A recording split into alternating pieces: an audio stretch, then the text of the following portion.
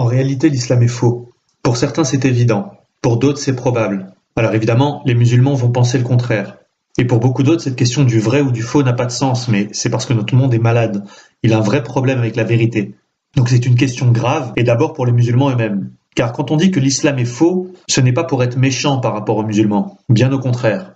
Vraiment bien au contraire. Parce que ce qui serait méchant serait de considérer qu'ils n'ont pas besoin de la vérité, comme s'ils n'en étaient pas dignes. Si on aime vraiment les gens, on doit leur dire ce que l'on sait, ce qui est démontré aujourd'hui. Parce que dans les dernières décennies, il y a eu des études scientifiques très nombreuses qui toutes, absolument toutes, ont conclu dans le même sens, à savoir que l'islam n'est pas une révélation, mais une falsification, qui s'est construite dans le temps par le pouvoir totalitaire des califes, dans leur intérêt direct. Il faut permettre à tout le monde de raisonner rationnellement sur tout cela. Il faut faire des synthèses, parce qu'il y a tellement de choses à dire qu'on pourrait se noyer. En fait, en synthèse, l'islam repose sur 4 affirmations fondamentales. Il est la solution pour le monde, le Coran est un livre dicté par Dieu, Mahomet est un prophète et un modèle, et la Mecque est historiquement la ville sainte de la naissance de l'islam, où il faut aller en pèlerinage et vers laquelle tout le monde doit se tourner pour prier. Mais on peut montrer facilement que tout cela est faux. C'est faux et il n'y a aucun de ces 4 points qui soit vrai. Nous allons le démontrer en donnant rapidement beaucoup d'éléments précis. Ceux qui le veulent pourront prendre le temps d'étudier toutes les références correspondantes en mettant la vidéo sur pause quand cela va trop vite à l'écran. Vous pourrez aussi nous écrire à l'adresse email qui s'affiche et nous répondrons à toutes les questions. Nous mettrons enfin sur la page d'informations complémentaires qui s'affiche aussi sur l'écran toutes nos réponses les plus intéressantes et plus de détails sur tous les éléments développés dans cette vidéo pour que chacun puisse tout vérifier. Premier point. L'islam n'est pas la solution pour le monde. L'islam prétend être din, dunya et daoula, c'est-à-dire un modèle global, idéal, avec une religion, une société, un État. Un système voulu par Dieu pour le bonheur du monde. Mais partout où ce modèle de l'islam a été mis en place, par exemple dans les 57 pays de l'organisation de la conférence islamique, il y a du sous-développement, il n'y a aucune invention, aucun prix Nobel, la science est bloquée, beaucoup de formes d'art sont bloquées, la philosophie est bloquée, les minorités sont persécutées, la justice est expéditive, la liberté est absente, la démocratie réelle est inexistante. Partout, il y a une logique de soumission qui est très différente de la logique de liberté qui s'est développée dans les nations chrétiennes. Partout, les femmes sont maltraitées et considérées comme inférieures. Partout, il est interdit de se poser des questions sur l'islam, interdit de critiquer Mahomet, interdit de sortir de l'islam sous peine de mort ou de persécution. Il faut voir cette vidéo où un musulman d'Arabie Saoudite explique à quel point il a peur de quitter l'islam. Où est le modèle? Est-ce en Arabie Saoudite? Est-ce le Yémen? Jamais un musulman ne vous répondra. Nulle part dans le monde aujourd'hui, il n'y a un islam attirant qui propose un modèle enviable. Et nulle part dans l'histoire non plus. Les musulmans mettent en général tous ces échecs historiques sous le dos des Mongols, des Turcs, des colonialistes depuis 800 ans. Mais c'est trop facile.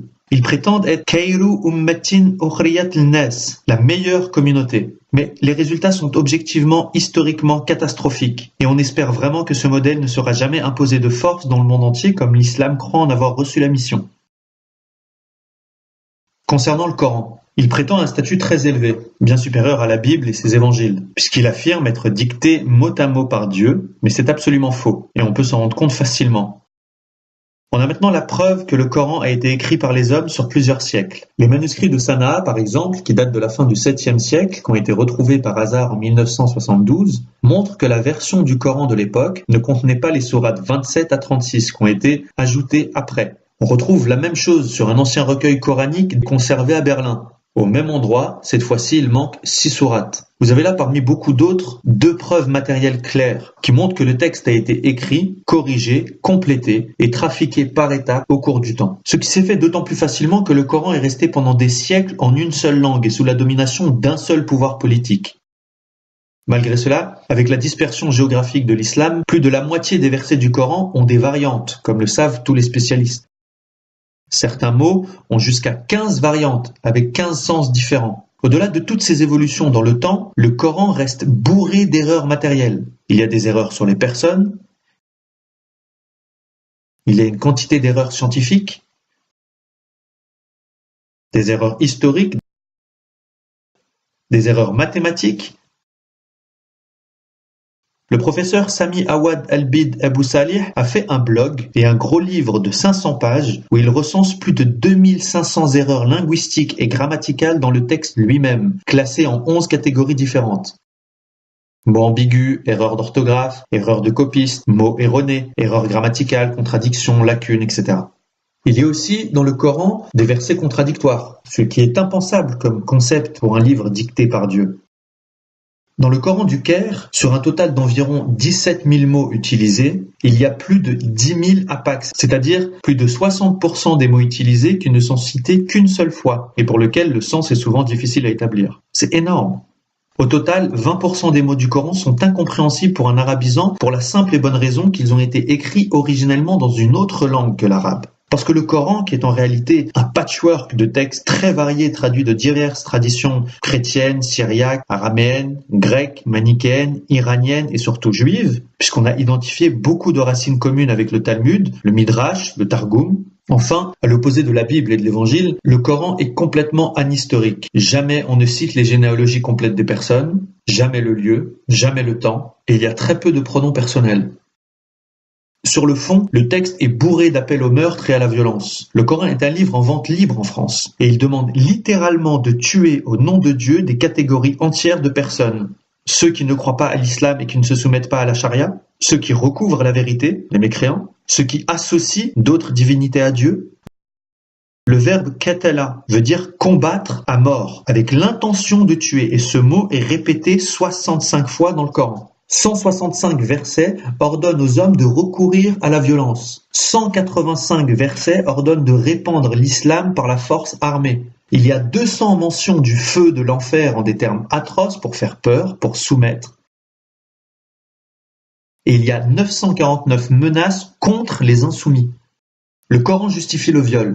Le verset 29 de la sourate 70 indique que les hommes chastes n'ont de rapport qu'avec leur épouse et leurs captives de guerre. Et ça, tous les juristes le confirmeront. Le Canadien Brother Ismael, qui est un ancien musulman converti, qui a passé 16 ans dans l'islam et l'a quitté depuis, explique dans une vidéo éloquente pourquoi ce verset et d'autres lui ont été humainement insupportables. Tout ça ne peut évidemment pas venir de Dieu.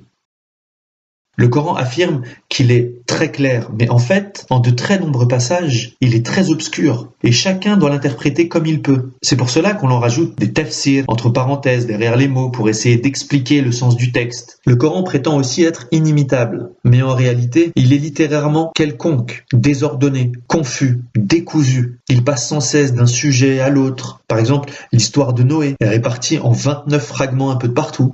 L'histoire d'Abraham est répartie en 37 fragments dispersés sans aucune logique. La narration est sans cesse interrompue parce qu'il y a des couches de réécriture.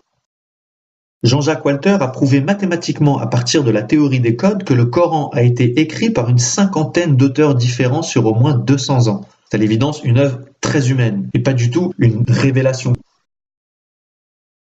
Troisième point, est-ce que Mahomet est un prophète ou un modèle ?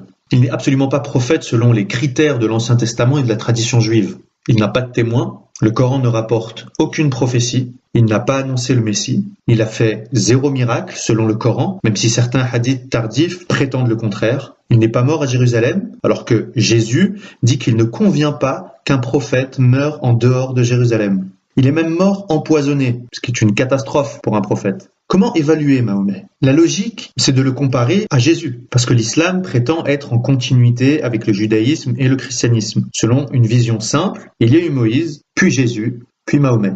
Mais il y a plusieurs grands problèmes dans cette théorie, et le premier, c'est que la Bible n'a annoncé que le Messie, et seulement le Messie. Personne n'a évidemment jamais annoncé la venue de quiconque après le Messie, pour la bonne raison que dans la Bible et toute la tradition judéo-chrétienne, il n'y a rien après le Messie. Le Messie est le terminus ad quem, c'est-à-dire la fin. Avec lui, tout est accompli. C'est le sommet, le dernier cadeau de Dieu qui doit être la lumière des nations. C'est-à-dire que le Messie est pour toute l'humanité. Il ne peut rien avoir après lui, en dehors du déploiement de son Esprit Saint. À ce sujet, les musulmans argumentent en disant que Moïse a annoncé la venue d'un prophète et que Jésus a annoncé la venue d'un paraclet. Mais la simple analyse de ces passages montre qu'il ne peut absolument pas s'agir de Mahomet. En plus, si Moïse ou Jésus avaient annoncé quelqu'un qui viendrait après le Messie, il y aurait des traces historiques de cette attente, comme il y en a des centaines pour l'attente du Messie. Mais là, il n'y a rien. Zéro. Historiquement, il est donc certain que Mahomet n'a été ni annoncé, ni attendu. Par contre, Jésus a explicitement et sérieusement mis en garde contre les faux prophètes qui viendront après lui. Et il a dit qu'on les reconnaîtrait à leurs fruits. Et si on étudie les fruits de Mahomet, on voit qu'il n'y a aucune continuité avec Moïse et Jésus, mais une rupture profonde. On le voit déjà avec les 10 commandements donnés par Moïse, qui contiennent des prescriptions morales. Jésus les a accomplis parfaitement. Non seulement il n'a pas tué, mais il a ressuscité, guéri, donné la vie. Il n'a pas menti, mais il a été la vérité. Il n'a pas volé, mais il était le pauvre. Il n'a pas pris la femme de son frère, mais il était chaste. Il n'a rien pris à personne, mais il a toujours donné, même sa vie. Mahomet, par contre, il a tué et fait tuer. Il a menti, il a volé. Il a eu des relations sexuelles avec beaucoup de femmes, des esclaves, des captifs de guerre. Une enfant de 9 ans. Il a fait beaucoup de pillages. Après, ceux qui ont voulu imiter Jésus sont devenus pauvres, chastes, obéissants. Et ceux qui ont imité Mahomet, les califes, ont accumulé la richesse, les harems et la domination. Donc là, on a une inversion totale des valeurs. C'est ce qu'on retrouve quand on compare la vie de Jésus et de Mahomet. Il y a un homme de guerre et un homme de paix. Un homme violent et un homme doux. Un homme qui réduit en esclavage des tas de gens et un autre qui s'est fait l'esclave de tous. Un homme qui est pécheur et un autre qui est sans péché, etc., etc. Si on veut regarder les choses au fond, l'islam redéfinit en fait totalement le bien et le mal. Qu'est-ce qui est mal et qu'est-ce qui est bien selon la morale classique? Selon la Bible, le diable est le prince de ce monde qui inspire le mal. Il pousse à la violence, à l'accumulation de richesses, à la débauche, à l'inverse des 10 commandements. Et il pousse même à des œuvres encore plus horribles comme les massacres, les tortures, l'esclavage, les viols, la pédophilie, l'inceste. Ce qui est terrible, c'est que Mahomet coche toutes les cases. Il a ordonné des massacres, comme par exemple les 600 juifs de Médine décapités en une seule journée. Il a torturé énormément de gens, comme par exemple les Hoplites, qu'il a laissés mourir au soleil après leur avoir coupé les mains, les pieds, et après leur avoir crevé les yeux avec des clous chauffés. Il a violé la juive Safia après avoir tué et torturé aussi son mari et tué son père et son frère. Il s'est marié à 50 ans passés avec une petite fille de 6 ans et il l'a mis dans son lit à 9 ans. Il a même pris la femme de son fils adoptif, qu'il l'avait séduit et que son fils lui a proposé. Les musulmans sont obligés de penser que tout cela c'est bien, mais en réalité c'est évidemment mal. Et tout homme qui a un minimum de bon sens le voit, ce sont de mauvaises actions. Comment un prophète de Dieu pourrait-il faire l'œuvre du diable? Comment peut-on faire toutes ces horreurs et regarder après la douceur, la bonté et la pureté de la Vierge Marie? Jésus, lui, bien sûr, ne coche aucune de ces cases. Il fait tout l'inverse, point par point. C'est vraiment le jour et la nuit. Mahomet a un comportement qui est à l'opposé de celui du Christ. Mahomet correspond parfaitement à la définition de l'antichrist que donnent les chrétiens. Il refuse le Père et le Fils, il refuse Jésus venu dans la chair, et l'islam se définit fondamentalement par un refus du mystère de l'incarnation. L'islam est fondamentalement une agression contre le mystère du Christ. Il détourne l'idée biblique de Messie, comme on l'a vu. Il nie aussi Jésus comme fils de Dieu, en disant que Dieu n'a pas de fils. Il nie la rédemption et le salut. Il nie la crucifixion et la résurrection. D'ailleurs, l'islam dit qu'Allah a trompé les chrétiens en mettant un sosie à la place de Jésus sur la croix. Mais si c'était vrai, comment pourrait-il ensuite leur reprocher de croire au Christ et les envoyer en enfer pour cela? C'est complètement incohérent. L'islam nie la notion d'alliance qui est remplacée par la soumission. Il change même le nom de Jésus, qui signifie Dieu sauve, et le remplace par Isa, qui ne signifie absolument rien. L'islam nie tout et dépouille complètement Jésus qui serait réduit à n'être qu'un simple prophète, et même un prophète raté, car transmetteur d'un texte islamique que personne n'a jamais vu et qui aurait été perdu dans l'histoire. Mais tout cela est faux. Jésus n'est pas un simple prophète et quiconque dit cela de lui fait de lui un menteur. Il faut prendre le temps de comparer Jésus et Mahomet. Cette évaluation est capitale. L'islam met en face 2 modèles opposés et on doit se demander qui est le vrai modèle. Jésus est évidemment infiniment plus grand que Mahomet, même le Coran le dit. Enfin, 4e point, la Mecque. Il est aujourd'hui prouvé que pendant les 100 premières années de l'islam, pas une seule des 43 mosquées construites n'était orientée vers la Mecque. Dan Gibson, un chercheur canadien, l'expose précisément dans des livres et dans un documentaire éloquent qu'on trouve gratuitement sur Internet. Sur son site Internet, il publie les coordonnées GPS de toutes les premières mosquées connues, ce qui fait qu'on peut tout vérifier sur Google Earth, même si Gibson travaille avec des photos satellites plus précises encore. Cette affirmation, elle aussi, n'est pas contestable. Entre 622 et 726, sur les 43 premières mosquées, 16 étaient orientées vers Pétra, alors qu'il n'y en a eu aucune orientée vers la Mecque. Il s'agit de mosquées de grandes villes, comme par exemple la mosquée Amr ibn al-As à Fustat, au Caire, en Égypte, construite en 642. La grande mosquée de Sanaa, au Yémen, construite en 705. La mosquée Al-Aqsa, à Jérusalem, construite en 709. Une mosquée près de Damas, en Syrie, une autre près de Beyrouth, au Liban. Il y a un exemple qui est particulièrement parlant à Amman, en Jordanie, que l'on peut vérifier en tapant simplement les coordonnées GPS données par Dan Gibson dans Google Earth. On arrive direct sur place et on voit la mosquée des 7 dormants d'Amman en Jordanie, qui est aujourd'hui en ruine, qui a été construite au 7e siècle et qui pointe vers Pétra. Mais vers 730-740, une deuxième mosquée a été construite à 100 mètres de l'autre. Et à cette époque, 100 ans après Mahomet, ils ont choisi une toute autre orientation vers la Mecque. C'était la deuxième mosquée connue avec une orientation vers la Mecque, après celle de Banbor au Pakistan construite en 727. Peut-on faire plus clair? Tout le monde peut vérifier très facilement sur Google Earth que c'est vrai. Finalement, c'est seulement 200 ans après Mahomet, au moment où le pouvoir abbasside de Bagdad prend le contrôle, que toutes les mosquées seront systématiquement tournées vers la Mecque. Avant, c'est comme si la Mecque n'existait pas, comme si elle n'avait pas encore le rôle que les musulmans lui prêtent aujourd'hui. C'est quelque chose d'énorme et qui est confirmé par toutes les études.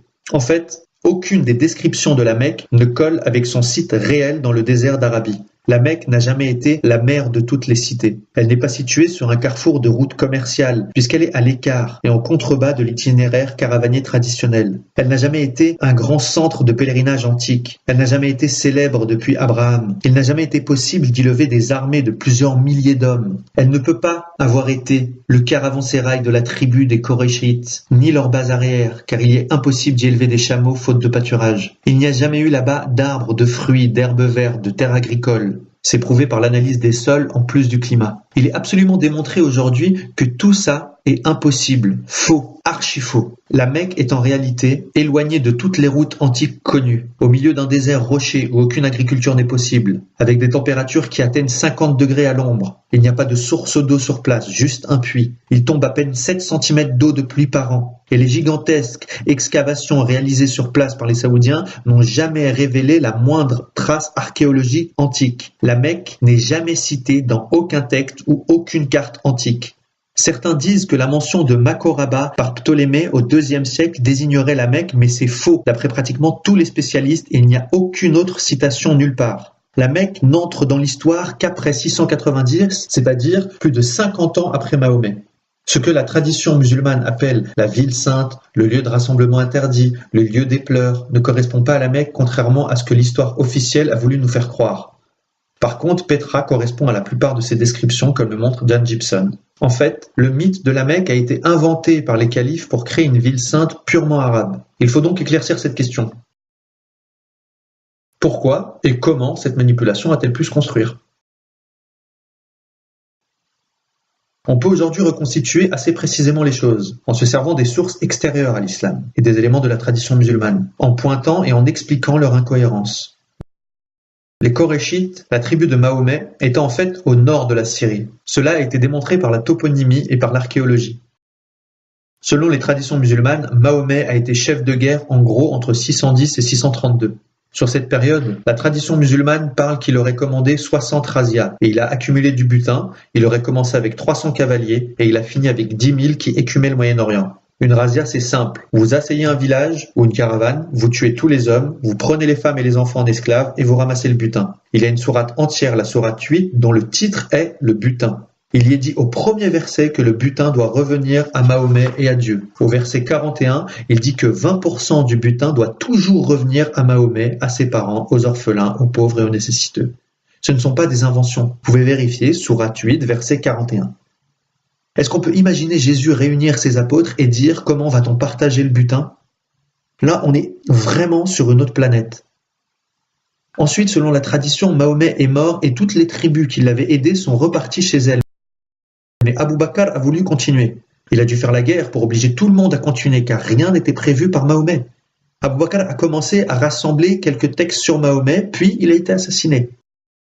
Après lui est venu Omar qui a pris Jérusalem, puis Othman qui a créé un premier Coran. Et comment? En détruisant tous les autres textes, en menaçant de mort ceux qui en garderaient, et en faisant détruire toutes les sources.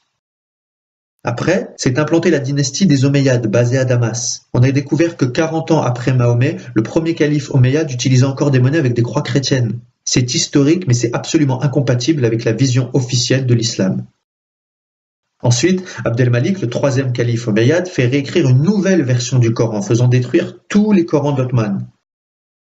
C'est à cette époque, vers 692, qu'il y aura la deuxième fitna, le deuxième schisme, avec la guerre entre les califes de Damas et Ibn el-Zubayr, qui se proclame calife dans la ville sainte, sans doute Pétra, et qui aboutira à la destruction de la Kaaba, le sanctuaire de la pierre noire idolâtrée en ce lieu. Le récit qu'en fait l'historien Al-Tabari confirme encore qu'on était à Pétra et non à la Mecque, car le calife de Damas est mort, et l'armée a été prévenue et est revenue en moins de 40 jours. C'est impossible depuis la Mecque qui est à 1400 km de Damas, mais possible depuis Pétra qui est à 435 km. Autre élément troublant, l'année 70 de l'Hégire a été complètement expurgée de l'histoire d'Al-Tabari, qui contient aujourd'hui 15 pages sur l'année 69, 27 pages sur l'année 71, mais 0 sur l'année 70. Bref, dans le cours de cette guerre, la ville sainte de Pétra a été un moment prise par les armées omeyyades, forçant Ibn el-Zubayr à s'enfuir, en faisant transporter la fameuse pierre noire. Il s'est sans doute alors replié vers le sud et a dû s'installer sur le site de la Mecque, loin de ses ennemis, ce qui expliquerait comment cette ville a été réellement fondée. Ce qui est en tout cas certain, c'est que l'histoire de la Mecque n'a rien à voir avec ce que la tradition musulmane en dit. Les chercheurs trouvent aujourd'hui quantité d'autres éléments qui infirment totalement l'authenticité de l'histoire officielle musulmane, notamment la découverte de manuscrits très anciens du Coran ou même de l'absence de Coran parfois.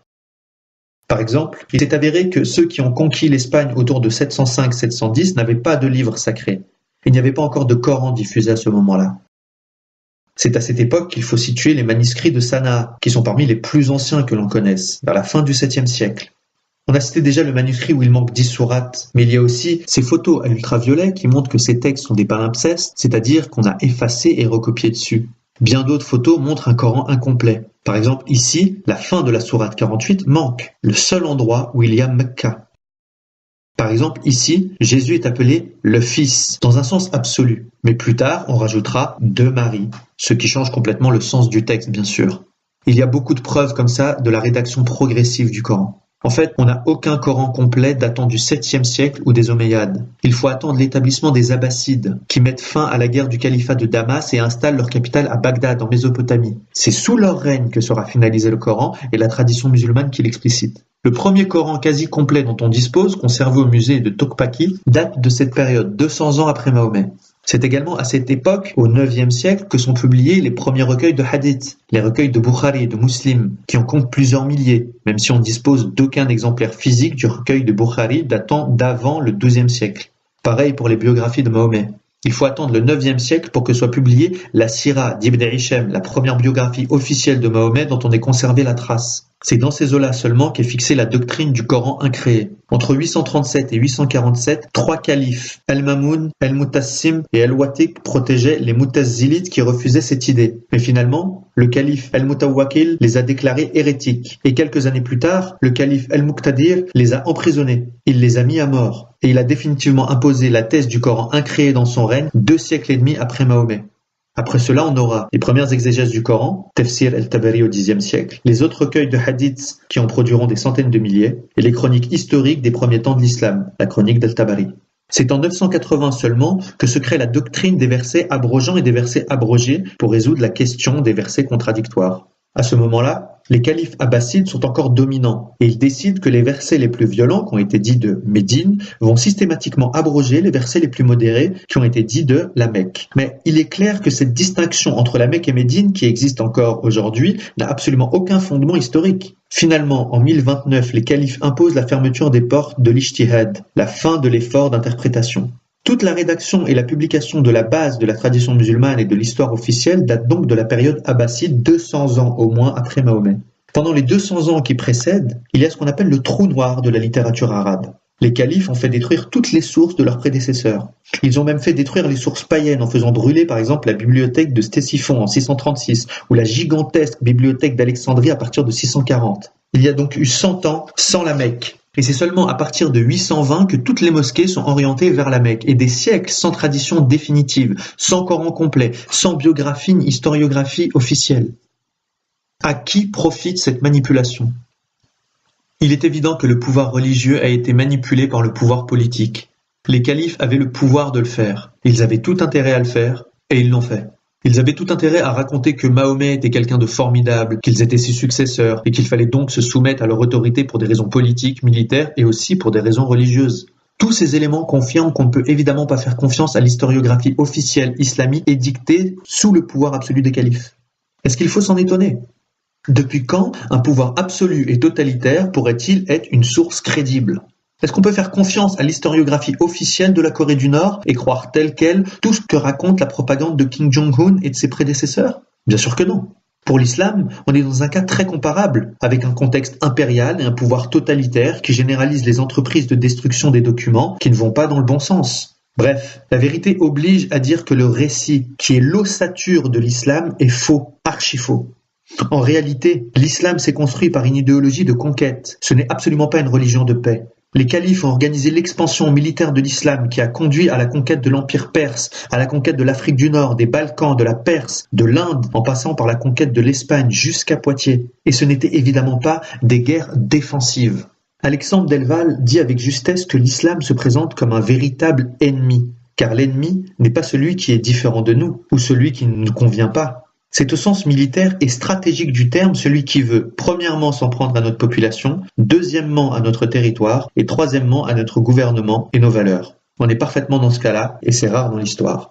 Le maréchal Sissi, président de l'Égypte, qui est musulman, confirme cette folie. Il est intervenu publiquement et solennellement pour dire « Nous devons changer radicalement notre religion ». Et il a dit « Si on regarde les choses avec clarté, est-il concevable que 1,6 milliard de musulmans puissent vouloir tuer une population mondiale de 7 milliards ?» Il a dit cela publiquement dans la plus grande université d'Égypte, à Al-Azhar, devant les ulama qui à la fin l'applaudissent. Imaginez que le président de l'Italie aille à Rome dire aux cardinaux de l'Église catholique « Voilà, il faut qu'on change nos textes parce que ces textes nous obligent à tuer le reste de la population. » Les gens le regarderaient en disant « Il a perdu la tête ». Là, ce n'est pas ce qui se passe. Les gens disaient oui et ils applaudissaient. Avec tous ces éléments, comment expliquer que certains croient encore à tout cela ? En fait, c'est un système autoréférentiel qui tourne en boucle et qui fonctionne comme un bloc idéologique. Si on vous dit que Mahomet a fait quelque chose d'horrible, c'est parfois justifié par le Coran. Si on demande pourquoi est-ce que vous croyez au Coran, on va vous dire parce que l'islam dit que c'est le livre de Dieu. Et pourquoi est-ce que vous croyez à l'islam ? Parce que Mahomet est le prophète de l'islam. Il faut donc tout prendre ou tout laisser. Et quand on commence à avoir des doutes, ce n'est pas facile, car il y a une très grosse pression sociale. Il n'est pas facile de quitter l'islam, on risque sa vie. Il est très dur d'entrer dans le judaïsme, dans le christianisme. Il faut le vouloir, ça prend du temps. Par contre, il est très facile d'en sortir, parce que la liberté est fondamentale pour l'amour. Pour l'islam, c'est absolument l'inverse. Il est très facile d'y entrer, cela se fait en 3 minutes. Il suffit de prononcer la profession de foi devant 2 témoins. Mais il est par contre impossible d'en sortir sans risquer la mort, au moins la mort sociale et la persécution. L'islam est une prison qui prive de liberté. Avec les horreurs des dernières années, de plus en plus de gens voient clair. Aujourd'hui, beaucoup ont le courage d'étudier la question et de se convertir à la vérité. Par millions, pour la première fois dans l'histoire, on parle de 100 000 convertis en Arabie Saoudite, 600 000 en Indonésie, 6 500 000 chaque année en Afrique. En France, il faut que ça progresse. Donc en résumé, l'islam n'est pas la solution pour le monde. Le Coran ne vient pas de Dieu. Mahomet n'est ni prophète, ni modèle. Et la Mecque n'existait même pas au temps de Mahomet qui n'y a jamais mis les pieds. Conclusion, l'islam est faux. C'est un mensonge. Aujourd'hui, l'islam se raidit parce que ses valeurs sont contredites par celles de l'Occident. Les valeurs de respect, d'amour du prochain, d'égalité, de liberté ont pour elles la force irrésistible de la vérité et de la loi naturelle gravée au cœur de chaque homme. C'est pourquoi, au-delà des soubresauts de l'histoire, elles finiront par s'imposer à toute l'humanité. C'est inéluctable. Tôt ou tard, les hommes informés auront envie d'être libres. Tôt ou tard, l'islam va s'écrouler comme le communisme à cause des moyens de communication nouveaux qui montrent que c'est un mensonge et que c'est un mensonge dangereux. Attention cependant à toujours bien distinguer les musulmans de l'islam. Cette distinction entre les musulmans et l'islam est vraiment capitale. L'islam est un système abominable, mais les musulmans ont parfois une religiosité admirable. Jean-Jacques Walter a fait une conférence au Cercle de l'Union interalliée devant les ambassadeurs de plusieurs pays pour présenter son livre « Les deux islams », le meilleur livre récent sur l'islam. Tout le monde était stupéfait car il était extrêmement précis, factuel, synthétique. Il n'y a eu après que des compliments, sauf un, qui est l'ambassadeur du Sénégal, qui lui a dit « Monsieur, je suis désolé, moi je suis l'ambassadeur d'un pays à majorité musulmane et chez nous cela ne se passe pas du tout comme vous avez dit. » Et Jean-Jacques Walter a répondu « Oui, au Sénégal, on n'applique pas l'islam réel. Au Sénégal, on applique les traditions du Sénégal, qui sont la douceur, le respect, la tolérance, et ce n'est pas du tout l'islam. » Donc en fait, les musulmans font un mix avec la nature humaine, leur culture et certains aspects de l'islam puisque la plupart n'ont pas lu le Coran. Donc il faut bien toujours garder cela en tête. Les musulmans sont en réalité les premières victimes de l'islam. Alors que faut-il faire? Il faut d'abord arrêter d'être naïf. Il faut ensuite se poser les bonnes questions, agir et parler de tout cela. Et il faut ensuite prier pour la conversion de tous. En tout cas, que chacun réfléchisse avec tous ces éléments et que chacun fasse selon sa conscience.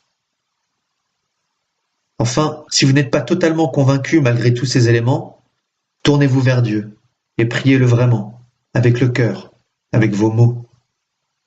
Demandez-lui de vous révéler la vérité. Attention, parce que prier, ce n'est pas faire des choses comme se mettre dans une certaine position et lire des textes. Non, prier, c'est parler à Dieu de tout son cœur, avec foi, comme un ami parle à un ami. Jésus disait, « Toi, quand tu pries, retire-toi dans ta pièce la plus retirée, ferme la porte et prie ton Père qui est là, présent dans le secret. » Faites-le avec confiance. On constate aujourd'hui que Dieu répond actuellement avec grande force aux prières des musulmans qui cherchent la vérité.